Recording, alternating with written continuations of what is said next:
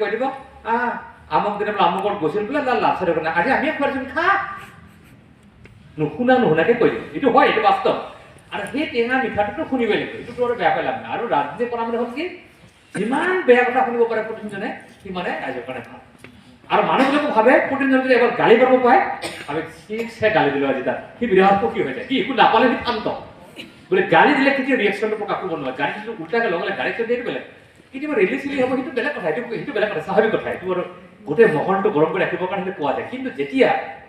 পাব্লিকৰ ওচৰত যোৱা যায় পাব্লিকে যেতিয়া পুলিচৰ ওচৰত যায় তেতিয়া পাব্লিকে ওচৰত আহে তেতিয়া পাব্লিকে গালি পাৰিলে গালিটো শুনিব লাগে যিমান বেয়া গালি পাৰিলে এতিয়া মোৰ ভাবিলে মই বহুত মানুহক কওঁ যে বেয়া পাইছে মোকে মুটাবি দি থৈ যায় মই এইটো কওঁ এতিয়া একদম খং চং উঠা মানুহটোৱে হাঁহি মেলি ধুনীয়াকৈ ঘৰৰ পৰা ওলাই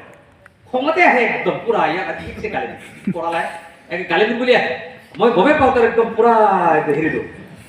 বুঢ়ী লোক গমেই পাই পুৰা খং উঠিছে মই কওঁ দে মোকে এবাৰ মুটাৰ দি দিয়ে দেচি দে তোক ওচৰৰ মুটাবত বুলি কওঁ ক'ত আৰু মুটাবত বুলি কওঁ নকয় নহয় গোটেই কাৰোবাৰটো কি হাঁহিছে কি ধুনীয়া তাৰপিছত ক'ব লগা কথাটো সি পাহৰিয়ে যায়